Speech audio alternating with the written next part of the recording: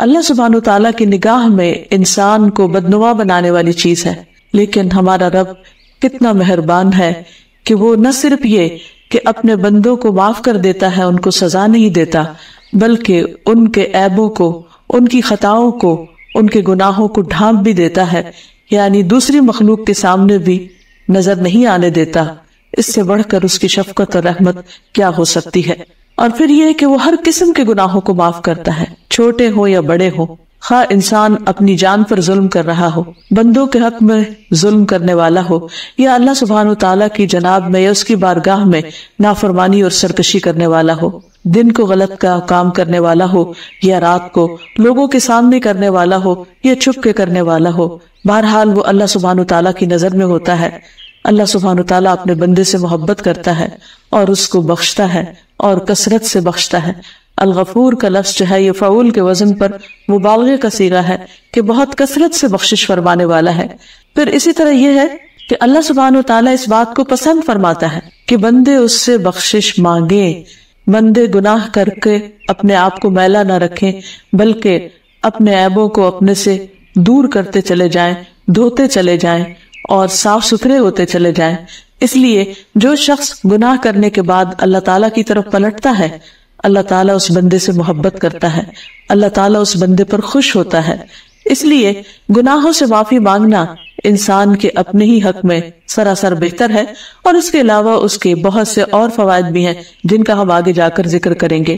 تو جہاں تک انسان کے گناہوں پر پردہ ڈالنے کا تعلق ہے، تو اس سلسلے میں ایک حدیث سے یہ بات بہت اچھی طرح واضح ہوتی ہے۔ رسول اللہ صلی اللہ علیہ وسلم نے فرمایا، اللہ تعالیٰ بندہ مومن کو اپنے قریب کریں گے، یعنی قیامت کے دن، اور اس پر اپنی چادر ڈال کر اسے لوگوں کی نگاہوں سے چھپا لیں گے، یعنی بندے کو ڈھانپ لیں گے، باقاعدہ چادر ڈالیں گے اس پر، اور اس سے اس کے گناہوں کا اقرار کروائیں گے۔ پھر فرمائیں گے، کیا تجھے فلاں فلاں گناہ یاد ہے؟ تو وہ کہے گا جی ہاں، یہاں تک کہ جب وہ اپنے سارے گناہوں کا اقرار کر چکے گا اور اپنے دل میں یہ سوچ لے گا کہ اب تو وہ ہلاک ہو گیا، تو اللہ تعالیٰ اس سے فرمائیں گے، میں نے دنیا میں تیری پردہ پوشی کی تھی اور میں آج بھی تیری بخشش کرتا ہوں۔ پھر اسے اس کا نامہ اعمال دے دیا جائے گا۔ باقی رہے کفار اور منافقین تو گواہ کہیں گے کہ یہی وہ لوگ ہیں جو اپنے رب کی تکذیب کیا کرتے تھے، یعنی اپنے رب کو جھٹلاتے تھے۔ آگاہ رہو، ظالموں پر اللہ کی لعنت۔ ظالم کون ہیں؟ جنہوں نے اپنی جانوں پر ظلم کیا، اللہ سبحانہ تعالیٰ کے حق میں کمی کی اور گناہوں سمیت، کفر اور منافقت سمیت دنیا سے چلے گئے، جبکہ ان کے پاس بخشش کے بے شمار مواقع تھے۔ پھر اسی طرح یہ بات بھی یاد رہے کہ اللہ تعالیٰ کو یہ بات پسند ہے کہ وہ بندوں کو معاف کرتا رہے، اور بندوں کا معافی مانگنا اللہ تعالیٰ کو بہت محبوب ہے۔ اللہ تعالیٰ نے چونکہ انسان کو آزادی دی ہے اچھا یا برا کرنے کی، اما شاکرا و اما کفورا، خواہ وہ شکر گزار بنے یا ناشکرا بنے، تو انسان اپنی اس آزادی سے بعض اوقات ناجائز فائدہ اٹھاتا ہے اور شکر گزار بننے کی بجائے اللہ تعالیٰ کی نعمتوں کی ناقدری کرتا ہے۔ لیکن جب بھی بندے کو احساس ہو جائے اور وہ واپس پلٹے تو توبہ کا دروازہ کھلا ہے۔ حدیث میں آتا ہے کہ توبہ کا دروازہ اس وقت تک کھلا ہے جب تک کہ انسان کی جان نکلنے کا وقت نہ آ جائے یا سورج مغرب سے طلوع نہ ہو جائے۔ ابو ایوب انصاری رضی اللہ عنہ رسول اللہ صلی اللہ علیہ وسلم سے روایت کرتے ہیں کہ آپ نے ارشاد فرمایا، اگر تمہارے گناہ نہ ہوتے جن کو اللہ بخشے تو اللہ تعالیٰ ایسی قوم لے آتا جن کے گناہ ہوتے اور ان کے گناہوں کو معاف کیا جاتا۔ یعنی اللہ سبحانہ و تعالیٰ بندوں کے گناہوں کو معاف کرنے کو پسند کرتا ہے۔ یہ اس کی عظمت، یہ اس کا حلم ہے، یہ اس کی رحمت ہے کہ وہ اپنے بندے پر اپنی رحمت فرمانا چاہتا ہے اور اسے معاف کرنا چاہتا ہے۔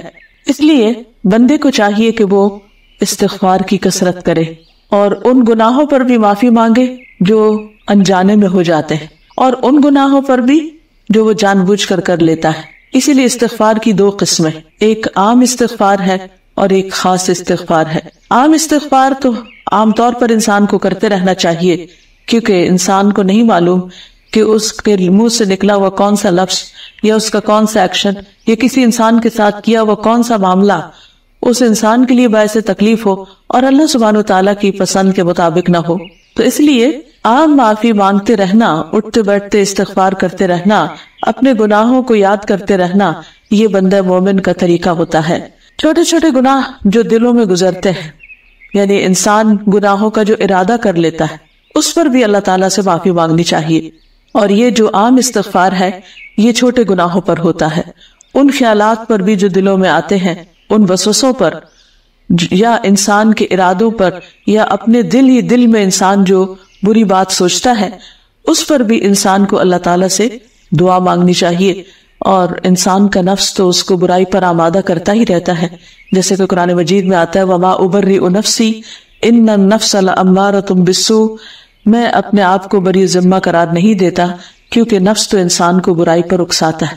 تو یہ جو نفس کی اکساہٹیں ہوتی ہیں یا نفس انسان کا جو برے کاموں کی طرف مائل ہوتا رہتا ہے، تو اگرچہ وہ برے کام وہ نہ بھی کرے تو بھی اس پر توبہ کرنی چاہیے کہ یا رب میں ایک کمزور انسان ہوں، فوراً غصے میں آ جاتا ہوں، دوسروں کے بارے میں بدگمانی کرنے لگتا ہوں، تو مجھے معاف فرما دے. پھر اسی طرح رسول اللہ صلی اللہ علیہ وسلم نے فرمایا میرے دل پر پردہ سا آ جاتا ہے اور اسی وجہ سے میں ایک دن میں 100 بار اللہ سے استغفار کرتا ہوں. یعنی انسان کا اللہ تعالیٰ سے غافل ہونا اور کسی بھی وقت اس کے ذہن سے اس کا بھول جانا اور دوسری چیزوں میں زیادہ مشغول ہو جانا، یہ بھی ایسی چیزوں میں سے ہے جن پر انسان کو استغفار کرنی چاہیے.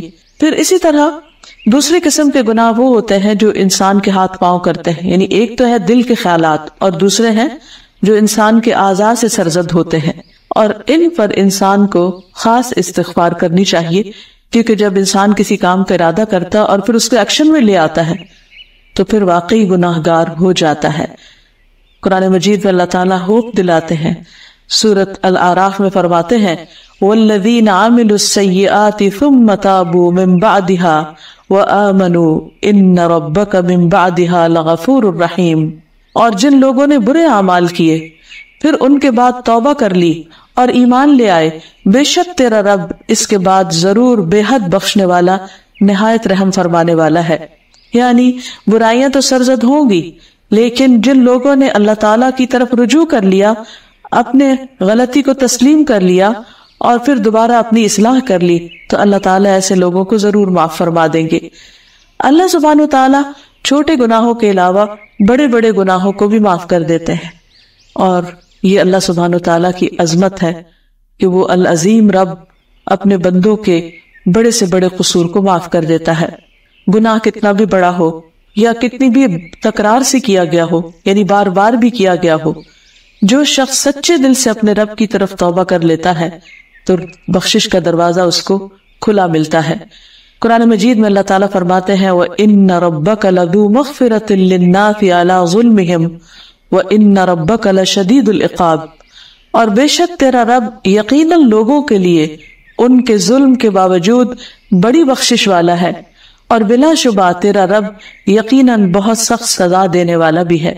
یعنی اللہ تعالیٰ بندے کو معاف بھی کرتے ہیں اور سزا دینے پر بھی پوری طرح قادر ہے. اس لیے انسان کو یہ نہیں سمجھنا چاہیے کہ کوئی فرق نہیں پڑتا، گناہ کرتے بھی چلے جائیں تو کچھ نہیں ہوتا، یہ گناہ کرنا یا نہ کرنا برابر ہے. ہرگز نہیں. گناہ کرنا اللہ سبحانہ و تعالیٰ کی شان میں گستاخی ہے اور بہت بڑا جرم ہے، کیونکہ اس کی شان بہت عظیم ہے، اور جب اس کی شان عظیم ہے تو اس کے حق میں گستاخی بھی بہت بڑی ہو جاتی ہے. اس لیے انسان کو واپس تو لوٹنا ہی چاہیے، اور اگر انسان توبہ نہیں کرتا تو پھر اللہ تعالیٰ حق رکھتے ہیں کہ وہ بندے کو جیسی چاہے سزا دے اور چاہے تو معاف بھی فرما دے، کیونکہ وہ غفور الرحیم ہے. لیکن جب انسان سے غلطی ہو جائے اور احساس ہو جائے تو پھر لوٹنے میں دیر نہیں کرنی چاہیے. اللہ تعالیٰ قرآن مجید میں فرماتے ہیں قُلْ يَا عِبَادِيَ الَّذِينَ أَسْرَفُوا عَلَىٰ أَنفُسِهِمْ لَا تَقْنَطُوا مِن رَحْمَةِ اللَّهِ إِنَّ اللَّهَ يَغْفِرُ الذُّنُوبَ جَمِيعًا إِنَّهُ هُوَ الْغَفُورُ الرَّحِيمُ. کہہ دیجئے اے میرے بندو، جنہوں نے اپنی جانوں پر زیادتی کی ہے، اللہ کی رحمت سے نا امید نہ ہونا. بے شک اللہ سب کے سب گناہ بخش دیتا ہے، بے شک وہی تو بے حد بخشنے والا نہایت رحم فرمانے والا ہے. اور وہ چھوٹے نہیں، پہاڑوں جتنے گناہ بھی بخش دیتا ہے. یعنی اللہ سبحانہ و تعالیٰ اپنی رحمت کی طرف دیکھتا ہے، بندے کے گناہ کی بڑائی کی طرف نہیں، اور اس کی رحمت تو ہر چیز پر چھائی ہوئی ہے، ہر چیز سے بڑی ہے. حدیث میں آتا ہے، صحیح مسلم کی روایت ہے کہ قیامت کے دن مسلمانوں میں سے بعض لوگوں کے پہاڑوں کے برابر گناہوں کو اللہ تعالیٰ ان کے لیے معاف فرما دیں. تو جو رب اتنا معاف فرمانے والا ہے اس کے حضور توبہ کرنے میں دیر نہیں کرنی چاہیے، اور گناہ کیسا بھی ہو، کسی بھی نوعیت کا ہو، معاف ہو سکتا ہے۔ نبی صلی اللہ علیہ وسلم نے فرمایا کہ زنا کرنے والا جب زنا کرتا ہے تو وہ مومن نہیں ہوتا، چور جب چوری کرتا ہے تو وہ مومن نہیں ہوتا، شرابی جب شراب پیتا ہے تو وہ مومن نہیں رہتا۔ پھر اس کے بعد بھی توبہ کا دروازہ بہرحال کھلا ہوا ہے، یعنی ان کبیرہ گناہوں کے ارتکاب کے بعد بھی اگر کوئی شخص شرمندہ ہوتا ہے اور گناہ چھوڑ دیتا ہے اور اپنے گناہ کو دھو لینا چاہتا ہے اور وہ اللہ تعالیٰ کی طرف رجوع کرتا ہے تو اللہ تعالیٰ ان بڑے گناہوں پر بھی اس کو معاف فرما دیتا ہے، حتیٰ کہ شرک جیسا گناہ وہ بھی معاف ہو سکتا ہے۔ یعنی ایک شخص اگر انجانے میں یا ناسمجھی میں شرک کرتا رہا ہے، پھر اس کو احساس ہو جاتا ہے تو اللہ تعالیٰ معاف کر دیتا ہے۔ جس طرح کہ ہم دیکھتے ہیں کہ بنی اسرائیل کے لوگوں نے جب موسیٰ علیہ السلام تورات لینے کے لیے کوہ طور پر گئے اور وہاں پر تقریباً 40 دن رہے، تو اس کے بعد بنی اسرائیل نے ان کا انتظار کرنے کے بعد بچڑے کو اپنا معبود بنا لیا تھا۔ موسیٰ علیہ السلام جب واپس آئے تو بہت ہی غضبناک ہوئے، بہت ناراض ہوئے، اپنے بھائی پر بھی بہت ناراض ہوئے۔ ان کے ہاتھ میں تورات کی تختیاں تھی، وہ انہوں نے نیچے ڈال دی، ان کو نقصان بھی پہنچا، یعنی اتنا زیادہ انہیں غصہ تھا اپنی قوم کے شرک کرنے پر۔ لیکن اللہ سبحانہ وتعالیٰ نے اس پر بھی اس قوم کو معاف کر دیا۔ سورۃ الاعراف میں اللہ تعالیٰ فرماتے ہیں ان الذین اتخذوا العجل سینالہم غضب من ربہم وذلۃ فی الحیاۃ الدنیا وکذالک نجزی المفترین والذین عملوا السیئات ثم تابوا من بعدها وآمنوا ان ربک من بعدها لغفور الرحیم۔ جن لوگوں نے بچڑے کو الہ بنایا تھا ان پر ضرور ان کے پروردگار کا غضب نازل ہوگا اور وہ اس دنیا کی زندگی میں رسوا ہو گئے، اور اللہ پر افترا کرنے والوں کو ہم ایسی ہی سزا دیا کرتے ہیں۔ اور جن لوگوں نے برے عمل کیے پھر اس کے بعد توبہ کر لی، یعنی شرک کے بعد بھی توبہ کر لی اور ایمان لے آئے، تو اس کے بعد تیرا رب یقیناً بخشش فرمانے والا اور رحم فرمانے والا ہے۔ پھر اسی طرح قتل جیسا گناہ بھی معاف ہو جاتا ہے۔ ہم دیکھتے ہیں کہ موسیٰ علیہ السلام ایک بار اپنے گھر سے نکلے تو راستے میں انہیں 2 لوگ باہم جھگڑتے ہوئے نظر آئے، ایک ان کی اپنی قوم میں سے تھا اور ایک دشمن قوم میں سے تھا۔ تو جو ان کی اپنی قوم میں سے تھا اس نے دشمن قوم کے شخص کے خلاف موسیٰ علیہ السلام کی مدد طلب کی۔ موسیٰ علیہ السلام آگے بڑھے اور انہوں نے دوسرے شخص کو ایک گھونسا مارا جس کی وجہ سے وہ شخص فوت ہو گیا۔ تو اس پر موسیٰ علیہ السلام جن کا ارادہ قتل کا نہیں تھا، لیکن جب قتل جیسی چیز سرزد ہو گئی تو ان کو بہت پریشانی لاحق ہوئی۔ اس پر انہوں نے اللہ سبحانہ وتعالیٰ سے فوراً معافی مانگی اور اللہ تعالیٰ نے ان کو معاف فرما دیا۔ یہ قصہ قرآن مجید میں کچھ ان الفاظ میں وارد ہوا ہے وَدَخَلَ الْمَدِينَةَ عَلَى حِينِ غَفْلَةٍ مِّنْ أَهْلِهَا فَوَجَدَ فِيهَا رَجُلَيْنِ يَقْتَتِلَانِ هَذَا مِنْ شِيعَتِهِ وَهَذَا مِنْ عَدُوِّهِ فَاسْتَغَاثَهُ الَّذِي مِنْ شِيعَتِهِ عَلَى الَّذِي مِنْ عَدُوِّهِ فَوَكَزَهُ مُوسَى فَقَضَى عَلَيْهِ قَالَ هَذَا مِنْ عَمَلِ الشَّيْطَانِ إِنَّهُ عَدُوٌّ مُضِلٌّ مُبِينٌ قَالَ رَبِّ إِنِّي ظَلَمْتُ نَفْسِي فَاغْفِرْ لِي فَغَفَرَ لَهُ إِنَّهُ هُوَ الْغَفُورُ الرَّحِيمُ۔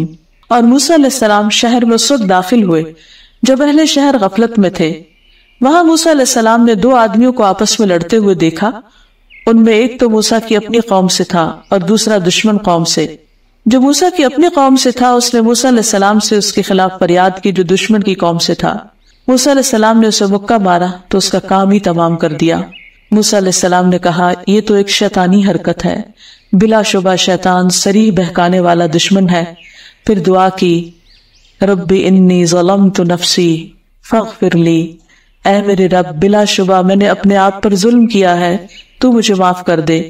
فغفر لہ، تو اللہ نے اسے معاف کر دیا۔ انہ هو الغفور الرحیم، بلا شبہ وہ بڑا بخشنے والا اور رحم کرنے والا ہے۔ اس کے علاوہ ہم دیکھتے ہیں کہ 99 قتل کا مرتکب انسان وہ جب توبہ کرتا ہے تو اللہ سبحانہ وتعالی اس کو بھی معاف کر دیتے ہیں۔ اسی طرح تہمت لگانے کے بعد، یعنی یہ بڑے بڑے گناہ ہیں جن پر انسان غلطی کرنے کے بعد بعض اوقات بہت پشیمان بھی ہوتے ہیں لیکن توبہ نہیں کرتے، یا بعض اوقات پشیمان نہیں بھی ہوتے اور اڑ جاتے ہیں اس پر جو کہ ان کے اپنے ہی لیے نقصان دہ ہوتا ہے۔ تو کسی کے عزت پر حملہ کرنا بھی کوئی معمولی چیز نہیں، کسی کو جان سے مار دینا تو غلط ہے ہی، لیکن کسی کی عزت کا قتل یہ بھی کچھ معمولی گناہ نہیں۔ اس سلسلے میں ہم دیکھتے ہیں کہ اگر کوئی شخص ایسی کسی غلطی کا مرتکب ہو جاتا ہے اور پھر اللہ تعالیٰ سے توبہ کر لیتا ہے تو اللہ تعالیٰ اس کو بھی معاف فرما دیتے ہیں۔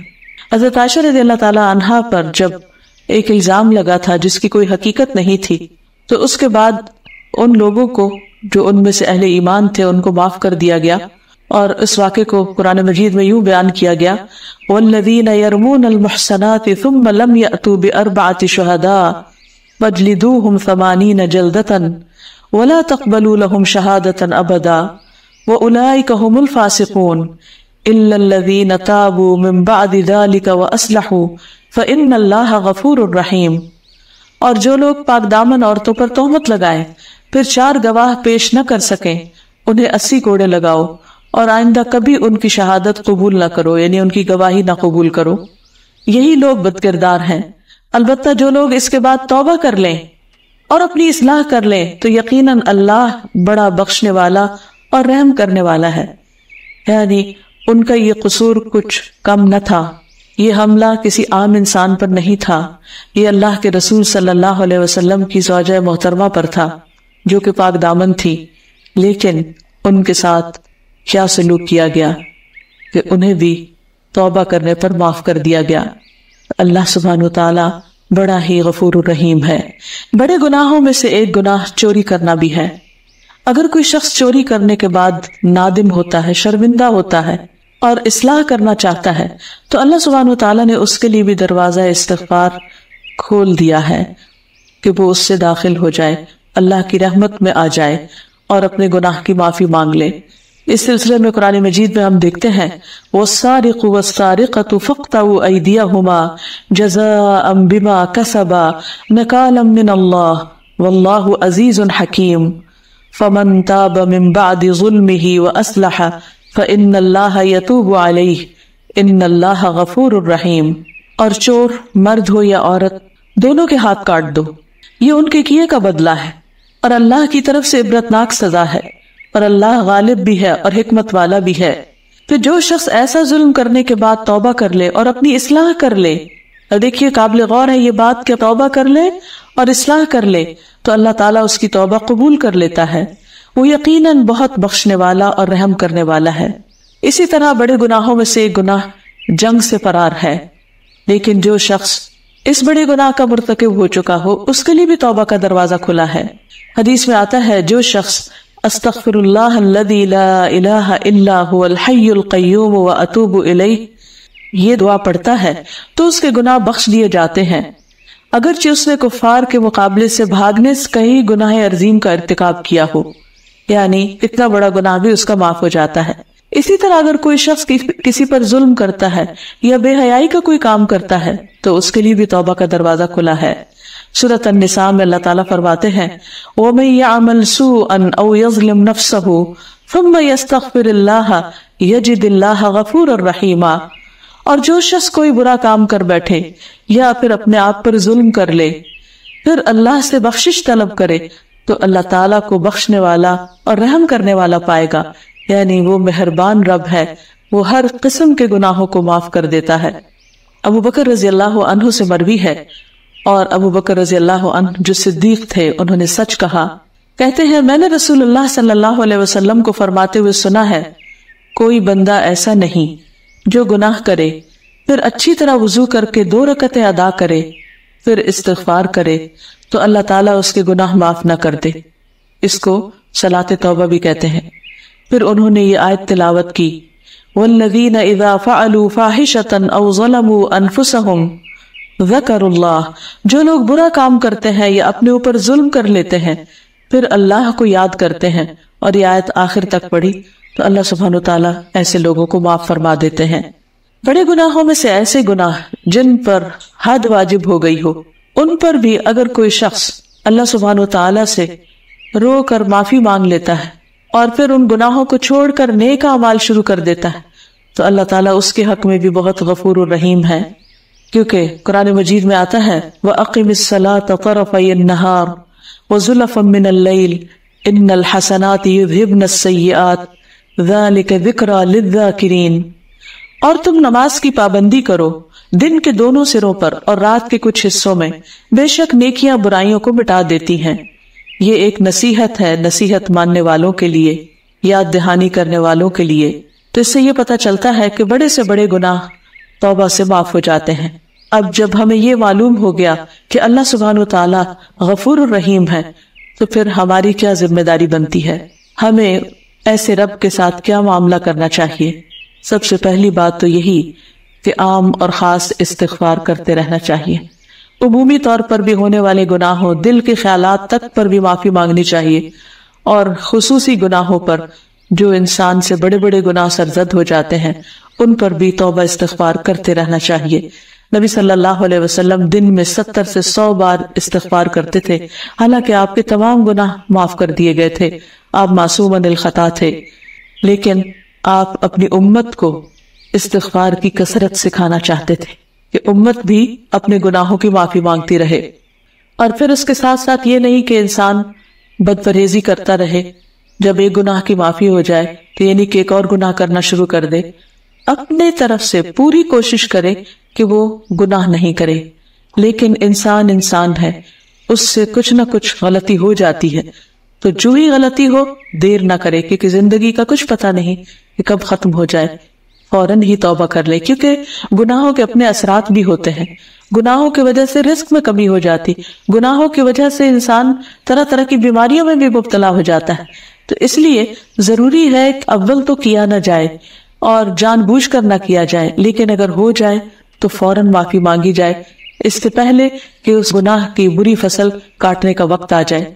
پھر اللہ سبحانہ وتعالیٰ فرماتے ہیں الذین یجتنبون کبائر الاثم، وہ جو بڑے بڑے گناہوں سے بچتے ہیں، والفواحش، اور بے حیائی کے کاموں سے بچتے ہیں، الا اللمم، مگر چھوٹے موٹے گناہ جو سرزد ہو جائیں، ان ربک واسع المغفرہ، تو تمہارا رب بہت وسیع مغفرت والا ہے۔ یعنی بندوں کے گناہ اگر بڑے ہیں تو اللہ کی مغفرت اس سے بھی بڑی ہے۔ رسول اللہ صلی اللہ علیہ وسلم نے فرمایا 5 نمازیں اور ایک جمعے سے دوسرے جمعے تک اور ایک رمضان سے دوسرے رمضان تک اپنے درمیان سرزد ہونے والے گناہوں کے لیے کفارہ بن جاتے ہیں، جب تک کہ کبیرہ گناہ کا ارتکاب نہ کرے۔ تو اس سے پتہ چلتا ہے کہ خاص طور پر کبیرہ گناہوں سے اگر انسان بچ کر رہے تو چھوٹے چھوٹے گناہ انسان کی جو ویکلی نیکیاں ہے یا منتھلی ہے یا اینول ہے، رمضان وغیرہ یا پھر حج ہے، ان میں یہ چیزیں معاف ہو جاتی ہیں۔ اور پھر انسان کو بھی اپنے اندر دوسروں کو معاف کرنے کی صفت لانی چاہیے، کیونکہ جو دوسروں کو معاف کر دیتا ہے اللہ سبحانہ وتعالیٰ اس کی خطائیں معاف کر دیتا ہے۔ پھر اسی طرح یہ ہے کہ انسان بعض اوقات دوسروں کو تو معاف کر دیتا لیکن اپنے گھر والوں کو معاف نہیں کرتا، اپنے قریبی لوگوں کو معاف نہیں کرتا، اپنے رشتہ داروں کو معاف نہیں کرتا، گویا جن سے اس کی توقعات زیادہ ہوتی ہیں ان سے اگر چھوٹی سی غلطی بھی ہو جائے تو اس کو بہت بڑا بنا لیا جاتا ہے۔ تو اس سے بھی بچنے کی ضرورت ہے، کیونکہ انسان تو انسان ہے، خواہ وہ رشتہ دار ہو یا غیر رشتہ دار، دوست ہو یا اجنبی ہو۔ اسی لیے ہم دیکھتے ہیں کہ قرآن مجید میں اللہ سبحانہ وتعالیٰ نے گھر والوں کے ساتھ معاملہ کرتے وقت، یعنی گھر والوں کے ساتھ معاملہ کرتے وقت اور زیادہ معاف کرنے کی تلقین فرمائی ہے۔ قرآن مجید میں اللہ تعالیٰ فرماتے ہیں یا ایھا الذین آمنوا ان من ازواجکم واولادکم عدوا لکم فاحذروہم وان تعفوا وتصفحوا وتغفروا فان اللہ غفور رحیم انما اموالکم واولادکم فتنہ واللہ عندہ اجر عظیم۔ اے لوگو جو ایمان لائے ہو، بے شک تمہاری بیویوں اور تمہارے بچوں میں سے بعض تمہارے دشمن ہیں، سو ان سے ہوشیار رہو، اور اگر تم معاف کر دو اور درگزر کرو اور بخش دو تو بے شک اللہ تعالیٰ بے حد بخشنے والا، نہایت رحم فرمانے والا ہے۔ تمہارے مال اور تمہاری اولاد تو محض ایک آزمائش ہے، اور جو اللہ ہے اس کے پاس بہت بڑا اجر ہے، یعنی اللہ سبحانہ وتعالیٰ، اور اللہ سبحانہ وتعالیٰ کے پاس تو بہت ہی بڑا اجر ہے۔ تو اس میں ہم دیکھتے ہیں کہ معاف کرنے کے لیے 3 لفظ قرآن مجید میں استعمال ہوتے ہیں، عفو، صفح اور مغفرت۔ ان میں ان تینوں کو اکٹھا کر دیا گیا ہے، یعنی انسان کی زندگی خوشگوار رہ نہیں سکتی جب تک کہ وہ دوسروں کی غلطیوں کو معاف نہیں کرتا۔ تو اس لیے انسان اگر بندوں کو معاف کرے گا، قریبی لوگوں کو معاف کرے گا، تو اللہ تعالیٰ بھی اس کو معاف کر دے گا۔ پھر یہ ہے کہ کچھ چیزیں ایسی ہوتی ہیں کہ جو انسان کی طبیعت پر ناگوار ہوتی، اور کچھ دوسرے کی طرف سے واقعی زیادتی پر مبنی ہوتی۔ تو جو چیزیں طبیعت پر ناگوار ہو ان پر تو درگزر کرنا ہی چاہیے، لیکن اگر کچھ چیزیں دوسرے کی طرف سے ایسی بھی ہو جائیں جو صریح ظلم میں شمار ہوتی ہوں تو ان پر بھی معاف کر دینا چاہیے۔ اس کے لیے ہمیں یوسف علیہ السلام کی مثال قرآن مجید سے ملتی ہے کہ کس طرح ان کے بھائیوں نے انہیں کنویں میں ڈال دیا، اور یہ کوئی چھوٹی سی زیادتی نہیں تھی، بہت بڑا قصور تھا، لیکن اس کے باوجود جب یوسف علیہ السلام کو اللہ تعالیٰ نے اقتدار عطا کیا اور ان کے پاس ہر چیز کا کنٹرول آ گیا اور وہ اپنے بھائیوں کو پوری طرح سزا دینے پہ قادر تھے، تو کس طرح بہت خوبصورتی کے ساتھ ان کی غلطی کو معاف کرتے ہیں اور کہتے ہیں لا تثریب علیکم اليوم یغفر اللہ لکم وہو ارحم الراحمین، آج تم پر کوئی ملامت نہیں، اللہ تمہیں بخش دے اور وہ رحم کرنے والوں میں سب سے زیادہ رحم کرنے والا ہے۔ اللہ اپنے محسن بندوں سے محبت کرتا ہے، تو جو شخص کسی کی غلطی کے باوجود اور صریح غلطی کے باوجود اس کو معاف کر دیتا ہے وہ محسن ہوتا ہے۔ اس لیے ہمیں آپس میں ایک دوسرے کی ناراضگیوں کو معاف کر دینا چاہیے، ایک دوسرے سے درگزر کرنا چاہیے۔ ابو ایوب انصاری کہتے ہیں کہ رسول اللہ صلی اللہ علیہ وسلم نے فرمایا کسی آدمی کے لیے جائز نہیں کہ وہ اپنے کسی بھائی کو 3 رات سے زیادہ کے لیے چھوڑ دے، اس طرح کہ جب دونوں کا سامنا ہو تو یہ بھی منہ پھیر لے اور وہ بھی منہ پھیر لے، اور ان دونوں میں بہتر وہ ہے جو سلام میں پہل کر لے۔ پھر اسی طرح خادموں کو معاف کر دینا چاہیے۔ عبداللہ ابن عمرو کہتے ہیں کہ ایک آدمی نبی صلی اللہ علیہ وسلم کے پاس آیا اور کہا یا رسول اللہ، ہم خادم کا کس حد تک جرم معاف کریں؟ آپ خاموش رہے۔ اس نے پھر وہی بات کہی، آپ پھر خاموش رہے۔ تیسری مرتبہ اس نے جب یہی بات کہی تو آپ نے فرمایا ہر روز 70 بار معاف کر دو۔ یعنی اس سے پتہ چلتا ہے کہ بندے کو بھی کس قدر معاف کرنے والا ہونا چاہیے۔ پھر اسی طرح جو لوگ استغفار کی کثرت کرتے ہیں وہ دنیا میں بھی بہت فائدے اٹھاتے ہیں۔ استغفار اللہ کی رحمت پانے کا ذریعہ ہے۔ فرمایا لولا تستغفرون اللہ لعلکم ترحمون، تم اللہ سے بخشش کیوں نہیں طلب کرتے تاکہ تم پر رحم کیا جائے۔ استغفار بارش لانے کا ذریعہ ہے۔ فرمایا یرسل السماء علیکم مدرارا، تم پر آسمان سے خوب بارشیں برسائے گا۔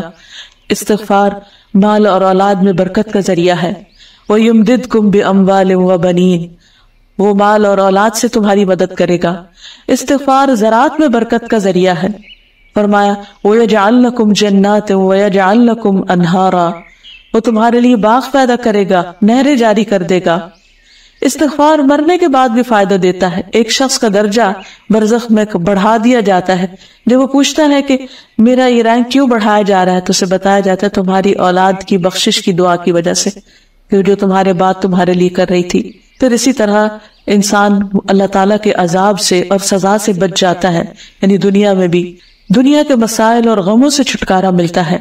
سورۃ ہود میں آتا ہے وَأَنِ اسْتَغْفِرُوا رَبَّكُمْ ثُمَّ تُوبُوا إِلَيْهِ يُمَتِّعْكُمْ مَتَاعًا حَسَنًا إِلَىٰ أَجَلٍ مُّسَمًّى وَيُؤْتِ كُلَّ ذِي فَضْلٍ فَضْلَهُ، اور یہ کہ تم لوگ اپنے گناہ اپنے رب سے معاف کرا لو، پھر اس کی طرف متوجہ رہو تو وہ تم کو ایک مقرر وقت تک اچھا سامان زندگی عطا کرے گا اور زیادہ عمل کرنے والے کو زیادہ ثواب دے گا۔ پھر اسی طرح استغفار قوت میں اضافے کا ذریعہ بھی ہے۔ اسی طرح استغفار قوت میں اضافے کا ذریعہ بھی ہے۔ سورۃ ہود میں ارشاد باری تعالیٰ ہے وَيَا قَوْمِ اسْتَغْفِرُوا رَبَّكُمْ ثُمَّ تُوبُوا إِلَيْهِ يُرْسِلِ السَّمَاءَ عَلَيْكُمْ مِدْرَارًا وَيَزِدْكُمْ قُوَّةً إِلَىٰ قُوَّتِكُمْ وَلَا تَتَوَلَّوْا مُجْرِمِينَ، اور اے قوم اپنے رب سے معافی مانگو، پھر اسی کے آگے توبہ کرو، وہ تم پر موسلا دھار بارش برسائے گا اور تمہاری موجودہ قوت میں مزید اضافہ کرے گا، پس تم مجرموں کی طرح منہ نہ پھیرو، یعنی اللہ کو ناراض نہ کرو، اللہ کے غضب کو دعوت نہ دو۔ پھر یہ کہ جو شخص استغفار کرتا ہے فرشتے بھی اس کے لیے استغفار کرتے ہیں۔ اللہ سبحانہ وتعالیٰ کے مقرب فرشتے اہل ایمان کے لیے دعائیں کرتے ہیں۔ الذین یحملون العرش ومن حولہ یسبحون بحمد ربہم ویؤمنون بہ ویستغفرون للذین آمنوا ربنا وسعت کل شیء رحمتا وعلما فاغفر للذین تابوا واتبعوا سبیلک وقہم عذاب الجحیم۔ جو فرشتے عرش اٹھائے ہوئے ہیں اور جو اس کے ارد گرد ہیں سب اپنے رب کی حمد کے ساتھ اس کی تسبیح کرتے ہیں، اس پر ایمان رکھتے ہیں اور ایمان والوں کے لیے بخشش طلب کرتے ہیں اور کہتے ہیں اے ہمارے رب، تو نے اپنی رحمت اور علم سے ہر چیز کا احاطہ کر رکھا ہے، جن لوگوں نے توبہ کی ہے اور تیری راہ کی پیروی کی ہے تو انہیں بخش دے۔ یعنی جو توبہ کرتے ہیں فرشتے ان کے لیے استغفار کرتے ہیں، اور انہیں دوزخ کے عذاب سے بچا لے۔ پھر اسی طرح برائیوں سے چھٹکارے کا ذریعہ، بری عادتوں سے چھٹکارے کا ذریعہ، کاموں میں رکاوٹ کو دور کرنے کا ذریعہ بھی استغفار ہے، اور جنت میں داخلے کا ذریعہ۔ یا ایھا الذین آمنوا توبوا الی اللہ توبۃ نصوحا عسى ربكم ان يكفر عنكم سیئاتکم ويدخلكم جنات تجری من تحتها الانہار۔ اے ایمان والو، اللہ کے حضور خالص توبہ کر لو، کچھ بعید نہیں کہ تمہارا رب تم سے تمہاری برائیاں دور کر دے اور تمہیں ایسی جنتوں میں داخل کرے گا جن کے نیچے نہریں بہ رہی ہیں۔ اور اب آخر میں یہ ہے کہ استغفار انسان کرے کس طرح۔ ایک تو یہ ہے کہ انسان اپنے گناہوں کو یاد کر کے شرمندہ ہو اور ان کو گناہ مانے کہ یہ غلط ہے، پھر اس کے بعد اللہ تعالیٰ سے توبہ کرے کہ اللہ تو مہربان ہے، اللہ تعالیٰ کی تعریف کرے، حمد و ثنا کرے اور اس سے توبہ کرے۔ پھر یہ کہ نماز پڑھ کر، صدقہ خیرات کر کے، حج اور عمرہ کر کے، یعنی اللہ تعالیٰ کو راضی کرنے والے کاموں کے ذریعے اللہ تعالیٰ سے معافی مانگے۔ پھر اسی طرح کچھ دعائیں بھی ہیں کہ جن کو پڑھنے سے انسان کی بخشش ہوتی ہے۔ مثلاً موسیٰ علیہ السلام کی دعا، رب انی ظلمت نفسی فاغفر لی، اللہ میں نے اپنی جان پر ظلم کیا تو مجھے بخش دے۔ پھر رب اغفر وارحم وانت خیر الراحمین، اے میرے رب بخش دے اور رحم فرما، تو رحم کرنے والوں میں سب سے بہتر ہے۔ پھر ربنا آمنا فاغفر لنا وارحمنا وانت خیر الراحمین، اے ہمارے رب ہم ایمان لے آئے سو ہمیں بخش دے، ہم پر رحم فرما، تو سب رحم کرنے والوں میں سے بہتر ہے۔ پھر اسی طرح نماز میں الغفور نام سے اللہ تعالیٰ کے بخشش کی دعا کرے، اللہم انی ظلمت نفسی ظلما کثیرا مغفرۃ من عندک وارحمنی انک انت الغفور الرحیم، یعنی اللہ تعالیٰ کی اس صفت کو یاد کر کے اللہ تعالیٰ سے بخشش مانگے۔ پھر 2 سجدوں کے درمیان بخشش کی دعا مانگے، رب اغفر لی رب اغفر لی، سلام پھیرنے کے بعد استغفر اللہ وسلام۔ پھر آپ نے فرمایا اللہم اغفر لی وارحمنی وتب علی انک انت التواب الرحیم یا انک تواب غفور۔ پھر الغفور رب کے سامنے سید الاستغفار، جو کہ تمام گناہوں کی معافی کا ذریعہ ہے۔ پھر دنیا اور آخرت کی بھلائی کی دعا، اور اگر لوگوں کے حق میں کوئی قصور ہو گیا ہو تو اس صورت میں لوگوں کی بخشش کی بھی دعا کہ رب اغفر لقومی فإنہم لا یعلمون، اللہ میری قوم کو، میرے لوگوں کو، میرے خاندان کو بخش دے، وہ علم نہیں رکھتے۔ اور خصوصی استغفار ان کے لیے جو دنیا سے جا چکے ہوں، جو اپنے لیے خود استغفار اب نہیں کر سکتے۔ مردوں کے لیے زندوں کی طرف سے تحفہ استغفار کا تحفہ ہے، اس لیے میت کے فوت ہونے کے بعد کثرت سے ان کے لیے بخشش کی دعائیں کی جائیں کہ اللہ تعالیٰ ان کو معاف کر دے۔